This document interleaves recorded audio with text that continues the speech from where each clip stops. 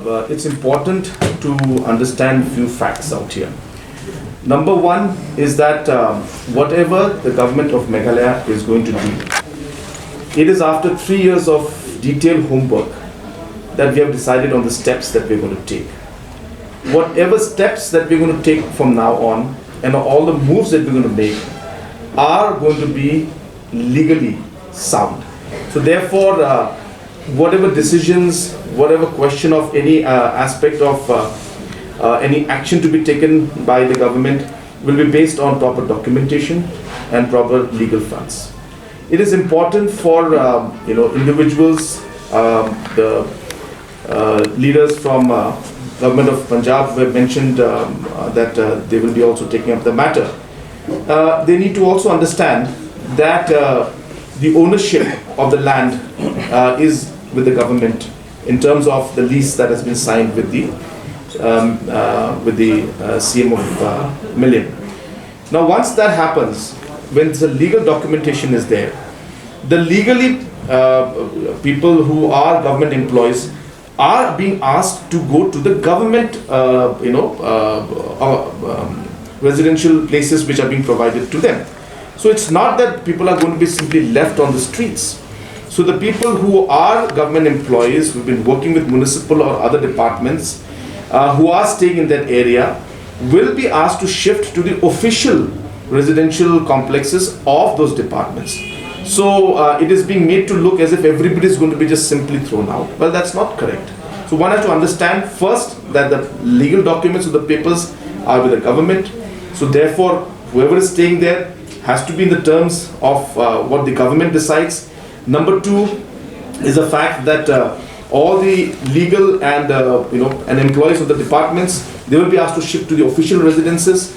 And number three, the Urban Affairs Department has been asked to find an amicable way in which we'll be able to find all the others who are not legally settled out there to be shifted or to be put somewhere else, or whatever proper way of ensuring that a solution can be reached to.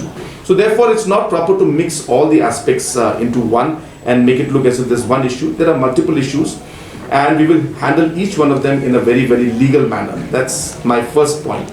Second point is that we have made it very clear, whoever moves any status quo or gives any order in thing, we respect the stand that different commissions may have. We will challenge that in the court, as I said. So once we go to High Court or Higher Court, Division Bench or Supreme Court, we will take up the matter and we will challenge it. As I said, we are very clear on the stand of the government, and as I said, it's an issue that has been pending too long, and we need to find a solution to this issue also.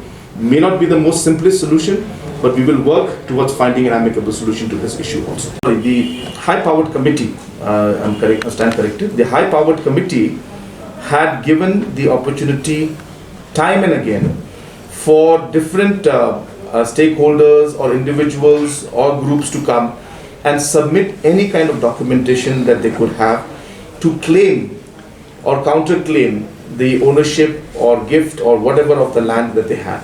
Sadly, nobody has come forward with any kind of information to the high-powered committee. So therefore, as per the reports of the high-powered committee, nobody came forward with any documentation, in spite of being given multiple opportunities. One cannot stop anybody if they have concerns for their people. It's very fair. I mean, if somebody were being, if our people, our Khasis or Garos are going to be harassed in another state, obviously as a state government, it is our responsibility and duty to intervene. So it's not something wrong that the other governments are doing by informing, or I shouldn't say interfering, but by showing their concern. It is natural that they show their concern.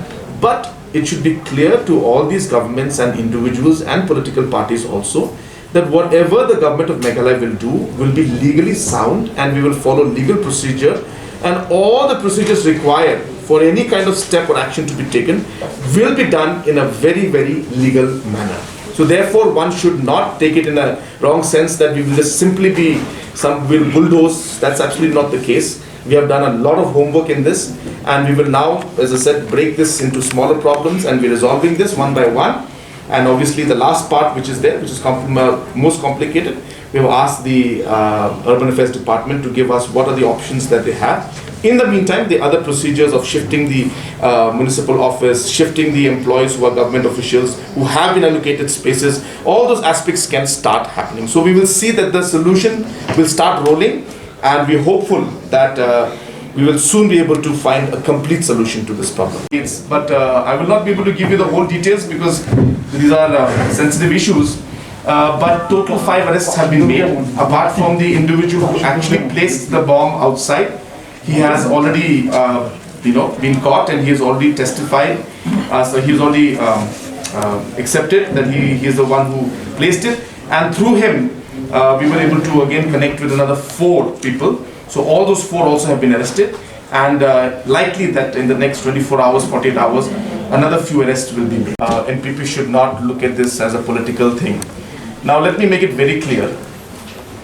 I never made that statement. It was in response to a similar question like what you're asking me today. Somebody had asked, I forgot who, that is there a possible political link to this incident?